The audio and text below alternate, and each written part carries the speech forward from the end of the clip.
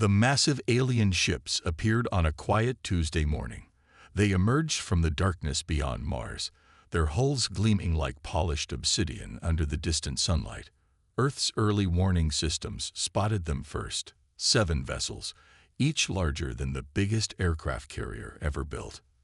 Dr. Lee Jinnah was drinking her 3rd cup of coffee in her lab at the Global Space Communications Center when the alert came through. Her quantum communication arrays, usually focused on deep space signals, suddenly lit up with activity. The aliens were broadcasting. "Everyone, quiet," Jinnah shouted, her hands flying over the control panel. Her team of scientists gathered around, watching as strange patterns flickered across their screens. The signals were unlike anything they'd ever seen, complex quantum states that seemed to exist in multiple dimensions at once. For 3 days straight, Jinnah barely left her lab. She slept on the small couch in her office, surviving on vending machine snacks while she worked to decode the alien transmissions.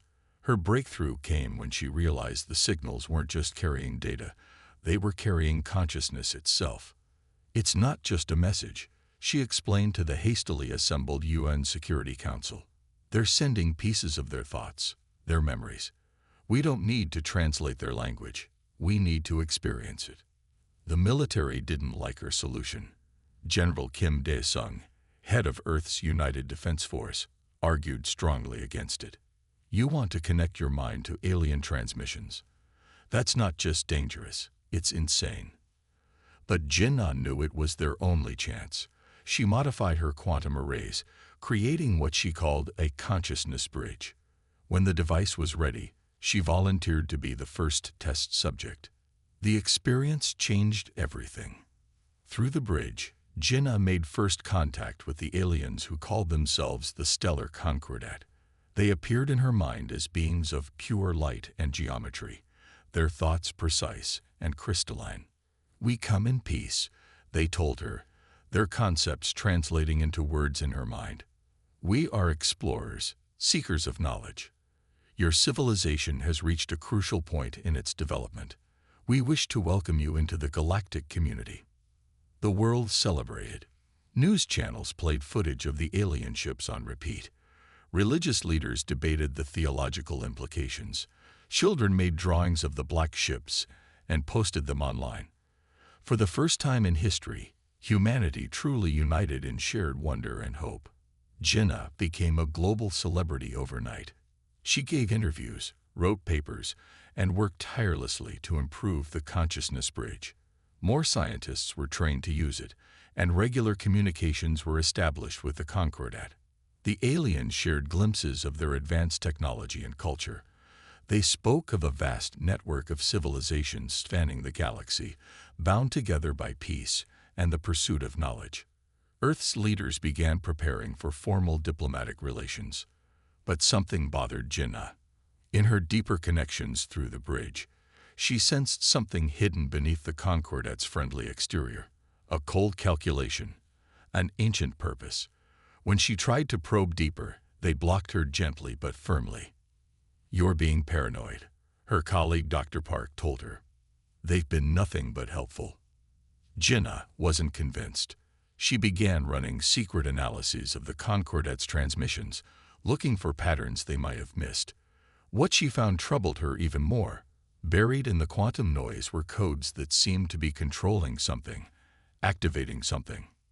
But before she could investigate further, the Concordat announced they were ready for face-to-face meetings. They requested Earth send a diplomatic mission to their flagship. Despite her misgivings, Jinnah knew she had to go. She was Earth's best chance at understanding these beings. As she prepared for the mission, she encrypted her research findings and sent them to several trusted colleagues. Just in case, she wrote in the accompanying message, "I hope I'm wrong." The world watched with hope as the first human delegation prepared to board the alien ships. Nobody suspected that this moment of triumph would soon turn to tragedy, or that humanity's greatest test was about to begin. #the betrayal. The shuttle carrying Earth's first diplomatic mission docked with the Concordat flagship on a cold morning in December. Dr. Lee Jinnah led the small team, her heart racing with both excitement and lingering doubts. Behind her, Kim Hyunwoo carried the case containing their diplomatic gifts, examples of human art, music, and culture. The docking bay was enormous, its black walls seeming to absorb light rather than reflect it. Strange machines moved with purpose, controlled by beings that appeared to be made of crystalline light, just as Jinnah had seen through the consciousness bridge. "Welcome, representatives of Earth," the alien voice resonated directly in their minds.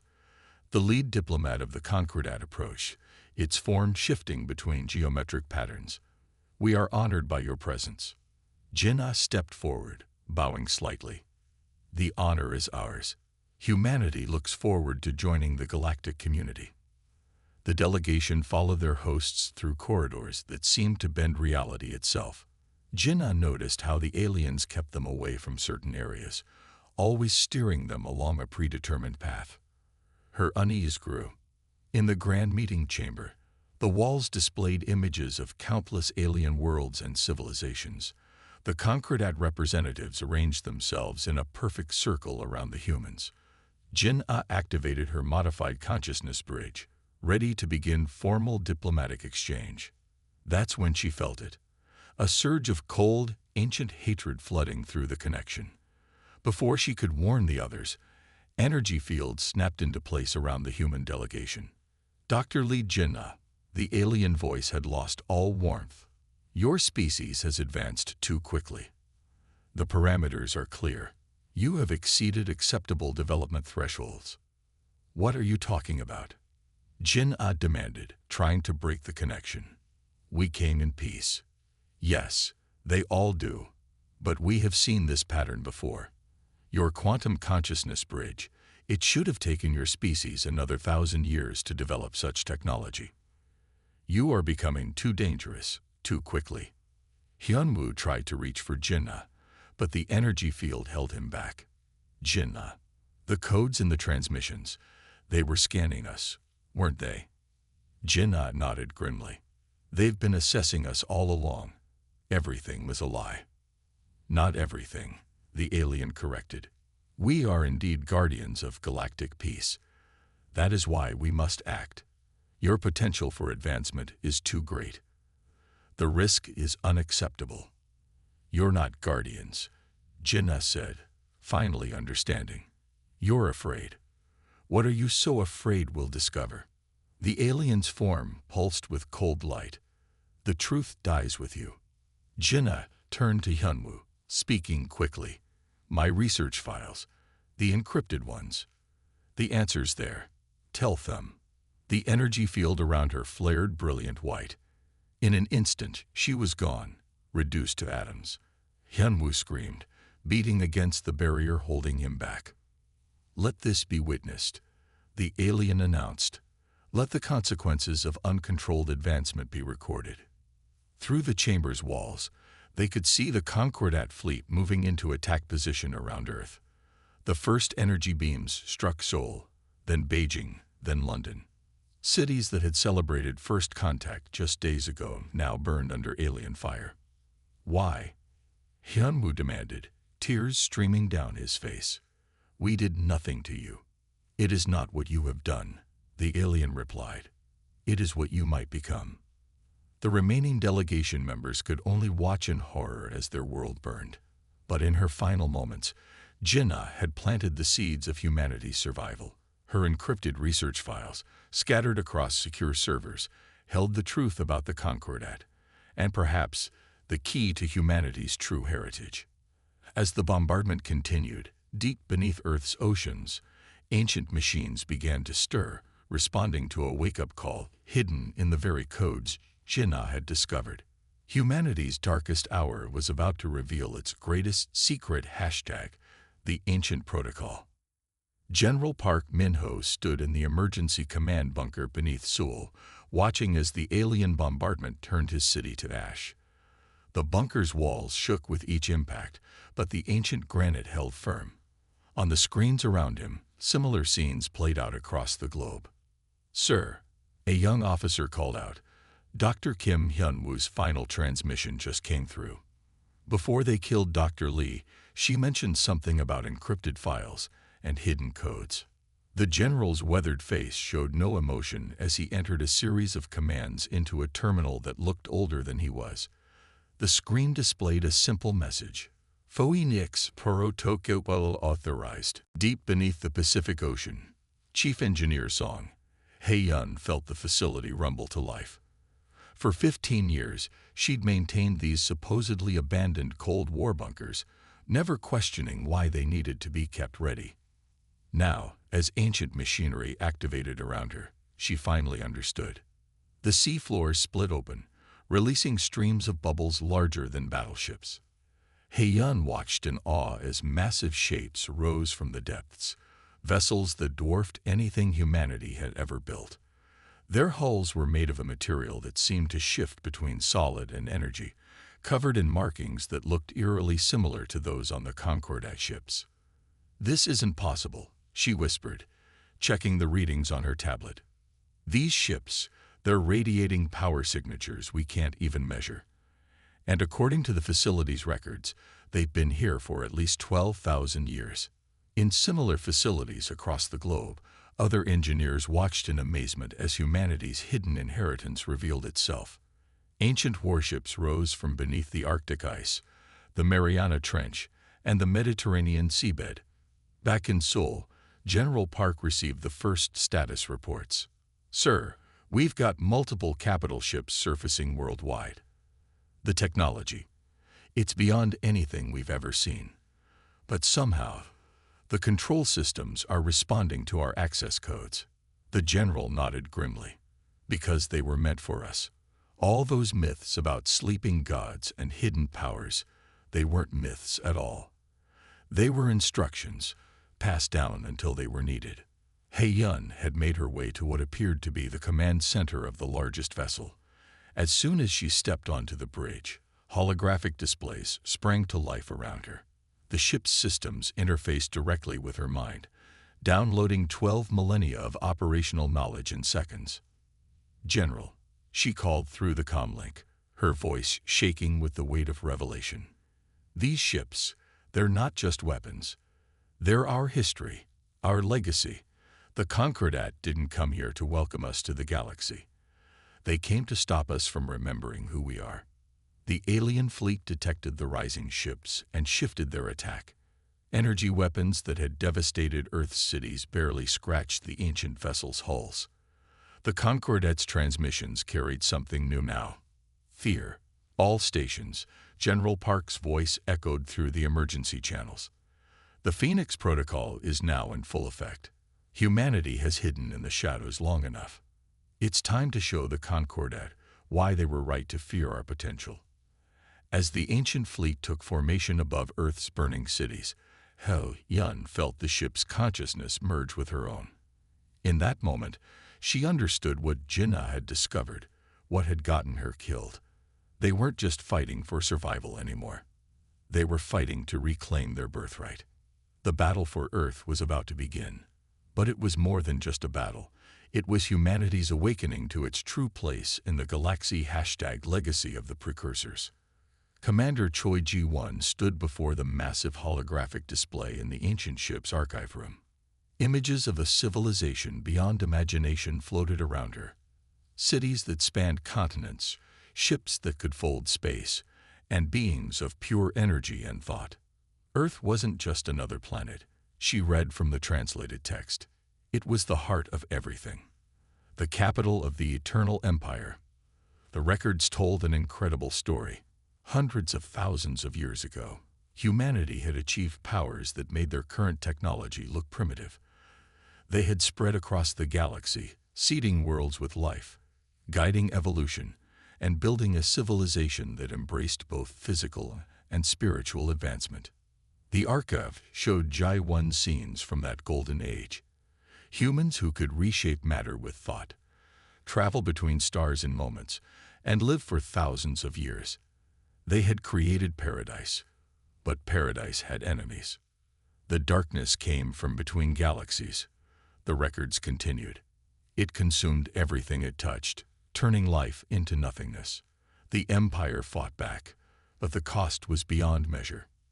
Jai-1 watched the final battle play out before her, the Empire's fleets engaging an enemy that seemed to devour light itself. Countless worlds lost, but in the end, victory, though at a terrible price. The Empire was broken, she read. Our civilization in ruins. The survivors made a choice, to start over. They used their remaining power to hide Earth, to make themselves forget, to become simple humans again. But they left guardians. They left a way back. The ships they now commanded were more than weapons. They were keys to humanity's lost heritage. Each vessel contained libraries of ancient knowledge, waiting to be rediscovered when the time was right. Chief Engineer Song Hae-yun's voice came through the comm. Commander, you need to see this.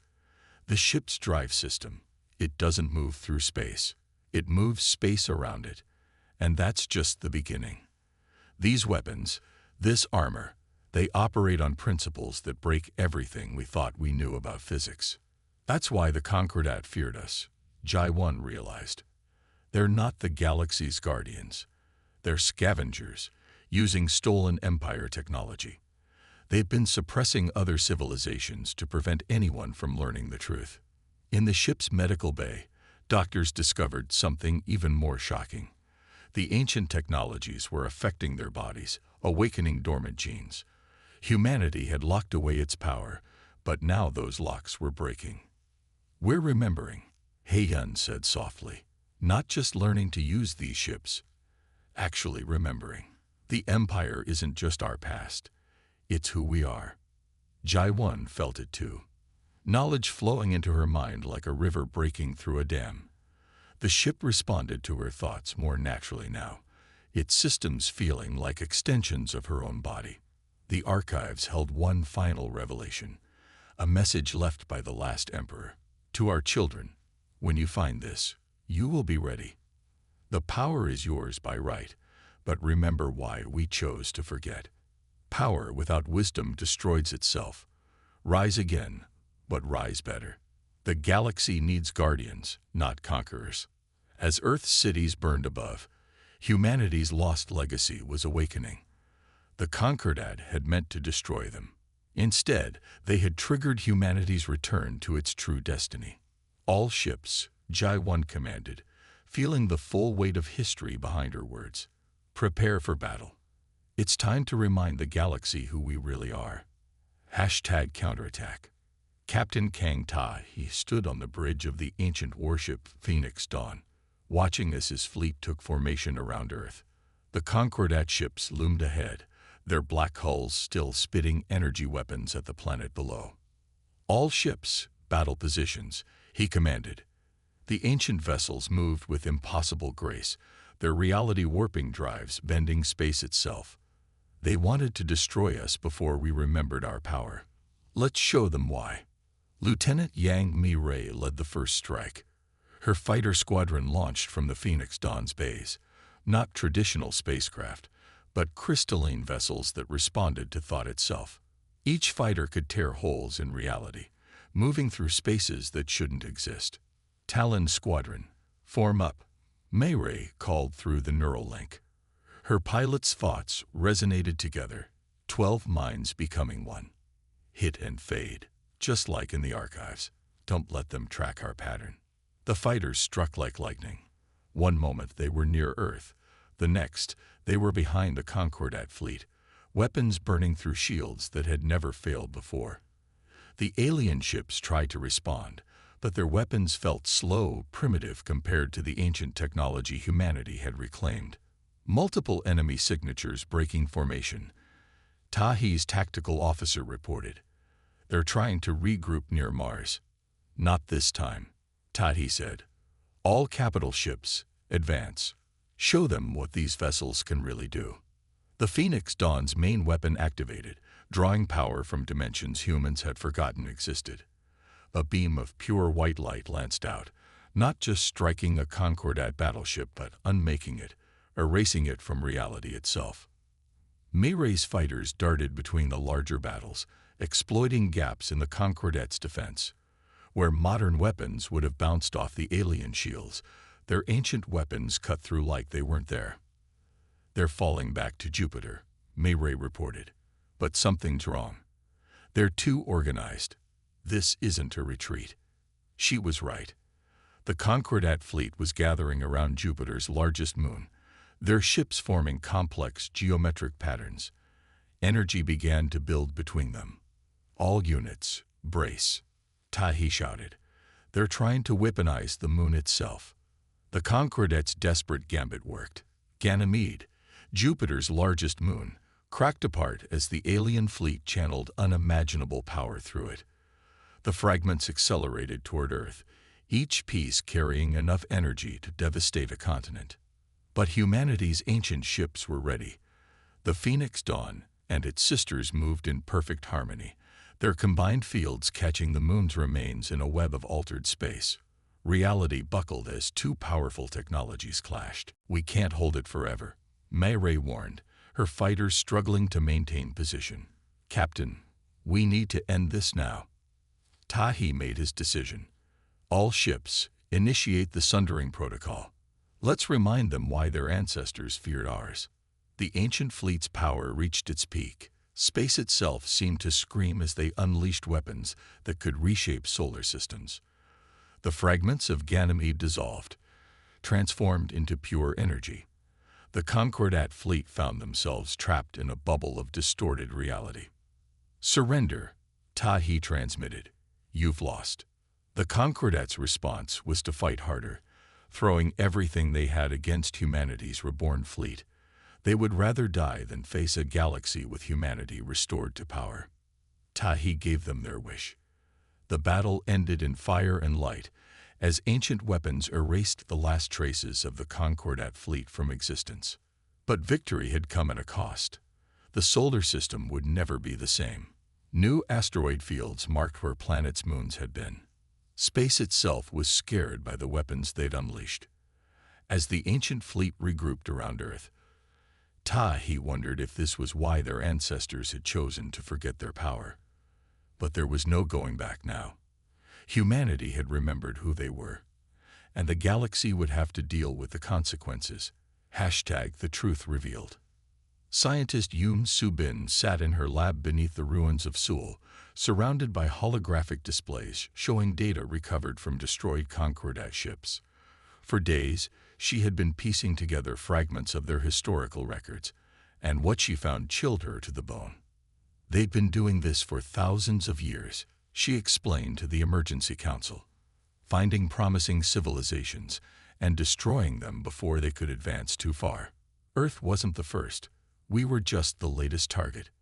The recovered data showed hundreds of worlds, each with emerging civilizations, each systematically suppressed or destroyed. The Concordat didn't just fear technological advancement. They feared remembrance. "Look at this," Soo-bin highlighted a section of alien text. Dr. Lee Jin-ah's quantum consciousness bridge wasn't just a communication device.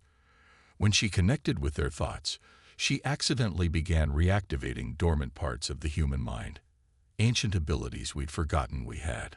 The council watched as she played recovered footage from the alien flagship, Jin-ah's last moments, but now from the Concordat's perspective.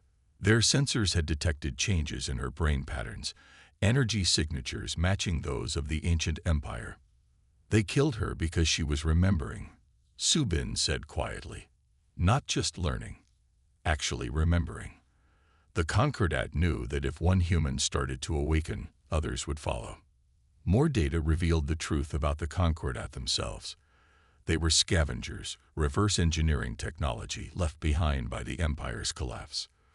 For millennia, they had posed as guardians of galactic peace, while really ensuring no civilization could rise to challenge their stolen power. Jin-ah's encrypted files. Soo-bin continued, they weren't just research notes. Somehow, interfacing with the Concordat's thoughts had triggered something in her mind. She embedded activation codes in her data, codes that matched the patterns needed to wake up our ancient fleet. The council members sat in stunned silence as Soo-bin showed them star charts from the Concordat's archives. Hundreds of worlds marked as potential resurgence sites, places where fragments of the Empire's civilization might still exist. Earth wasn't unique, she explained. The Empire scattered its children across the galaxy, hiding them in different forms on different worlds. The counterattack has been finding and destroying them one by one, making sure none remember their true heritage. But they had failed with Earth. Jin-Ah's death, intended to prevent humanity's awakening, had instead triggered it. The very weapons meant to destroy them had shattered the mental blocks holding back their ancient memories. The counterattack's greatest fear wasn't our technology, Subin concluded. It was this moment, when we finally remembered who we are. They knew that once humanity reclaimed its heritage, their age of stolen power would end. As if to emphasize her words, more ancient facilities were awakening around the world. Humanity's dormant potential, suppressed for millennia, was finally breaking free. The age of forgetting was over. The real question now was, what would humanity do with its reborn power? Admiral Kang stood before the United Earth Council, his ancient fleet now in orbit around a healing planet. The last Concordat strongholds had fallen, and humanity faced its greatest decision: what to do with their reclaimed power. "We remember who we were," he addressed the council. "But more importantly, we must decide who we will become." On a hill overlooking the rebuilt Sol, workers completed the Memorial of Awakening. At its heart stood a statue of Dr. Li Jin-Ah, her hand reaching toward the stars. The quantum consciousness bridge she created was recreated in gleaming metal, symbolizing the moment humanity began to remember. The ancient ships had revealed more than just weapons. They carried the complete history of human civilization, their rise, their fall, and most importantly, their wisdom. The mistakes that had forced them to hide their power and start again. "We will not repeat the Concordat's crimes," Admiral Kang declared. "Our fleet will protect the weak, not suppress them. Guide, not control. Each species must find its own path to the stars." Already, humanity's ships had discovered dozens of young civilizations, previously terrorized by the Concordat. The ancient fleet now served as their guardians, ensuring they could develop without fear. Humanity's awakening had changed more than their technology. The dormant abilities Jin-Ah had begun to unlock were now emerging throughout the population. Children were being born with natural connections to the quantum realm. Adults found themselves remembering skills and knowledge from ages past. Earth itself was transforming. The ancient facilities had begun repairing the planet's ecosystem, undoing centuries of damage. Cities were rebuilt using technology that worked in harmony with nature rather than against it. At the new Global Space Academy, Lieutenant Yang Mi-Ray trained the next generation of fleet officers. Her students learned not just how to operate the ancient ships, but why their ancestors had chosen to hide them away. "Power without wisdom destroys itself," she taught them. "We aren't meant to rule the galaxy. We're meant to protect it." The memorial to Jin-Ah became a symbol of this new philosophy. Young pilots would touch its base before their first flight, remembering how one person's sacrifice had changed the course of human history. In orbit, the ancient fleet maintained its vigil. But now they were joined by new ships, built with recovered knowledge, but tempered by human wisdom. Each vessel carried the same oath engraved on its bridge: to guard, not to rule; to uplift, not to suppress; to remember, but also to grow. Scientist Yoon Soo-bin's research team had begun reaching out to other worlds marked in the Concordat's records. There were more children of the Empire out there, other civilizations that had hidden their true nature. Earth would find them, not to conquer, but to reunite. Admiral Kang touched the memorial's base one last time before boarding his ship. Above the statue, words glowed in the ancient script of the Empire, translated into every human language. "Here fell one who helped us remember. Here rose a species that chose to protect rather than dominate. From this place, humanity ascends, not to power, but to purpose." The ancient fleet rose into the night sky, carrying humanity's guardians to their duty. The age of remembering had begun, and with it, a new chapter in galactic history.